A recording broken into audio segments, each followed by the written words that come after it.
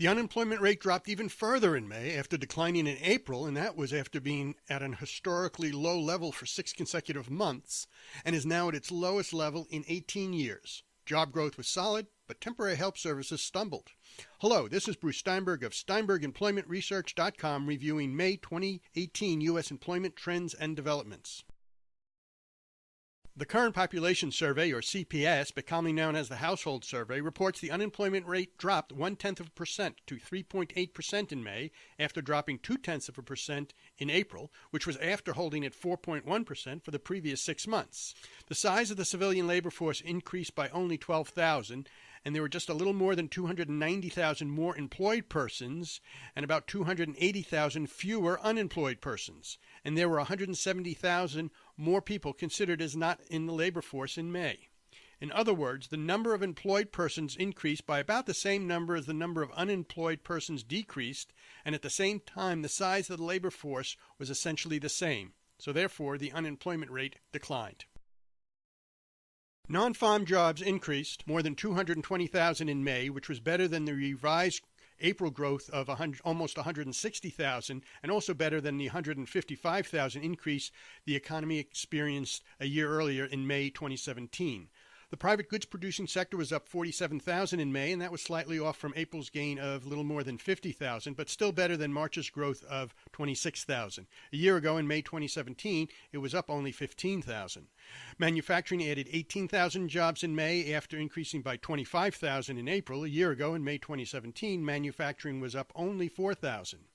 The construction sector constructed 25,000 new jobs in May.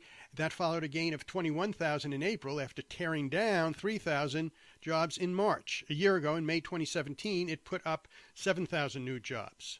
Mining and logging was up 4,000 in May after adding 7,000 in April. A year ago, in May 2017, it was also up 4,000 jobs. The private service providing sector increased by a little more than 170,000 jobs in May, which was a strong performance following April's gain of a little less than 110,000. A year ago, in May 2017, it was up 150,000.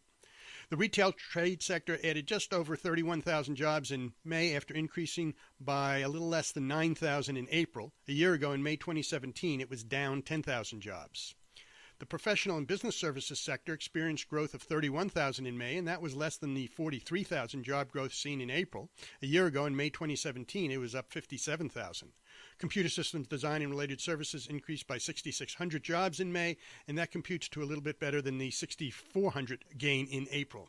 The education and health services sector added 39,000 jobs in May, with its healthcare and social assistance component increasing by almost 32,000 jobs. Home healthcare services gained 4,100 jobs in May, and that was healthier than the 3,200 increase in April. The leisure and hospitality sector was up 21,000 in May after adding 12,000 in April. A year ago, in May 2017, it was up 26,000. The total number of government jobs was up 5,000 in May. The federal government was down 3,000. State government was up 2,000, and local government was up 6,000. As we've seen recently, temporary help services stumbled again with a loss of 7,800 jobs, and now is at a level of 3,017,000 jobs. Temporary help services was down 0.2% month over month, but up 2.9% from May 2017. The up and down movement for the past several months means that temporary help services essentially at the same level in May that it was at in February. Perhaps the dearth of qualified candidate, which was discussed in the Federal Reserve Board's latest beige book that was released just days ago, is partially to blame for the poor performance of temporary help services. For information on that document with passages relevant to staffing as well as sectors and industries especially meaningful to staffing and employment, can be found linked from our homepage of SteinbergEmploymentResearch.com.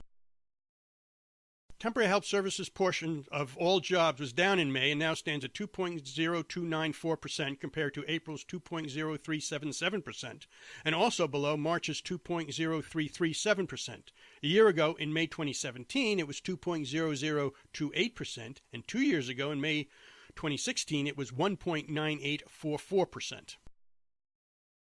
Wages are definitely rising because of a lack of suitable workers. Overall, hourly wages were up 0.3% in May from April, which was up 0.15% from March.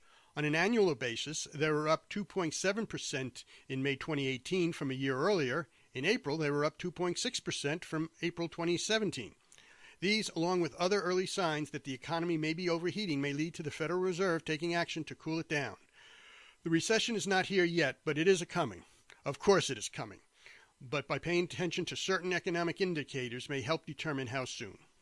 This has been Bruce Steinberg, and this is just a brief sample of the employment data and analysis we provide.